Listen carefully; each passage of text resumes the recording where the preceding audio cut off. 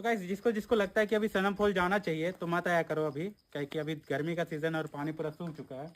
देख सकते हैं एक बूंद पानी नहीं गिर रहा है।